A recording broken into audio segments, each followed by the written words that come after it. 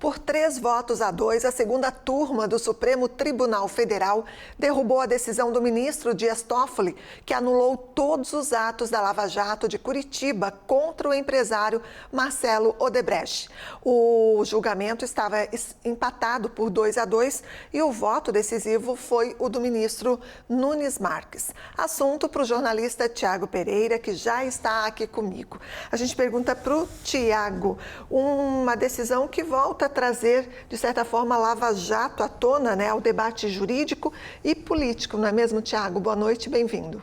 Eles tentam a todo momento passar uma borracha na Lava Jato, fazer com que ela não existisse.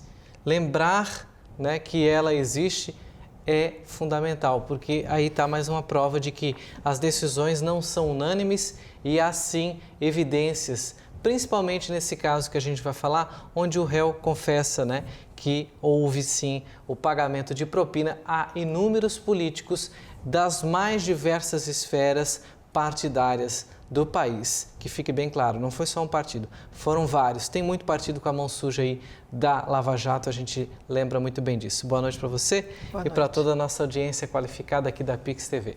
Vamos aos fatos aí para a gente entender um pouquinho melhor essa decisão e relembrar, né? Porque a gente vive trazendo essas notícias do passado que tem cheiro de naftalina para o presente e essa é mais uma dessas, né? É bom a gente lembrar que, inicialmente, o Dias Toffoli votou para manter a própria decisão dele e foi acompanhado pelo ministro Gilmar Mendes. A divergência foi aberta por Edson Fachin, que foi seguido pelos ministros André Mendonça e Nunes Marques.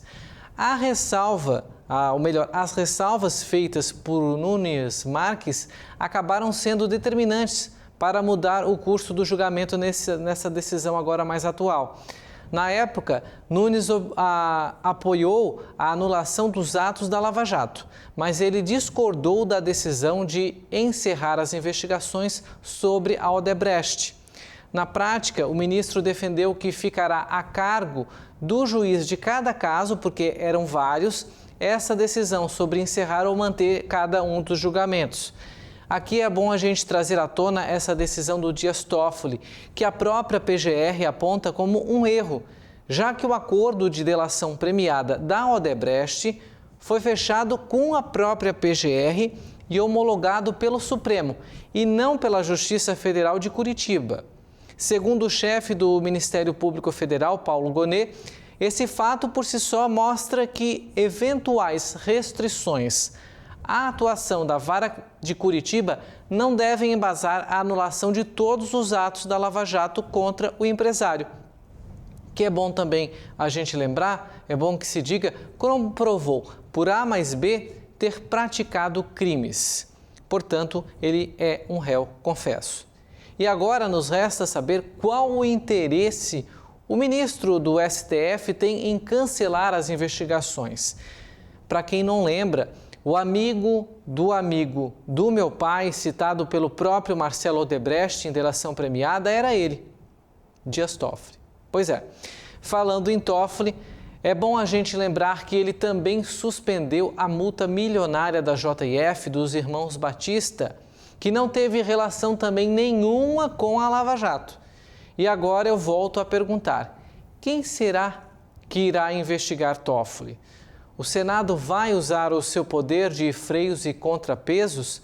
Porque atitudes como essas são, no mínimo, estranhas, para não dizermos outra coisa. E falando em JF, que mudaram o nome, ela agora se chama JBS, assumiu recentemente as operações do Porto de Itajaí, em Santa Catarina. E anteriormente, eu falei aqui, a empresa Âmbar Energia, uma subsidiária do conglomerado da família Batista, se envolveu em um escândalo bilionário que já foi beneficiada por uma decisão da ANEEL e um dos diretores da empresa teve inúmeros encontros com o ministro de Minas e Energia do governo Lula, o Alexandre Silveira. Mesmo com denúncias que partiram do Partido Novo, o acordo foi mantido e colocado em sigilo. Horas, logo eles que vendiam a transparência na campanha de 2022? Pois é, quem viver verá, né? E estamos vendo. Joesley e Wesley, os batistas, fizeram um acordo de delação premiada após confessar o pagamento de propina a dezenas de políticos brasileiros de vários partidos. Será que o modus operandi daquela época mudou? Fica a pergunta. Tantas coincidências, né, que a gente vê, relações, amizades, ministros, amigo de pai de mega bilionário empresário, e outra questão que nos deixa muito na dúvida com relação às críticas que o presidente Lula sempre faz, né, aos mais ricos, aos empoderados, e aí a gente vê sinais, né, de possíveis benefícios, alguns até declarados, né, porque se não fosse, qual o motivo de colocar um contrato com a Âmbar dos irmãos batistas em sigilo? O que não querem que a gente saiba, ou só vamos saber daqui a 100 anos? É muito estranho. E aí, somente no governo dele, 2 benefícios gigantescos na operação de hidrelétricas na região norte do país, com essa subsidiária que se chama Âmbar, e agora também com a Seara Alimentos, que foi incorporada à JBS, na operação do Porto de Itajaí. Claro que a gente sinaliza como positivo o retorno das operações do Porto de Itajaí, que faz falta para a economia catarinense, sobretudo para aquela região. Mas não condiz com o que o Lula sempre prega de que os mais ricos, os mais milionários, os bilionários estão cada vez mais bilionários. Ou será que não tem outros empresários com aporte não tão expressivos como os irmãos batistas para operar essas 2 operações que o governo dele beneficiou agora? Fica a pergunta.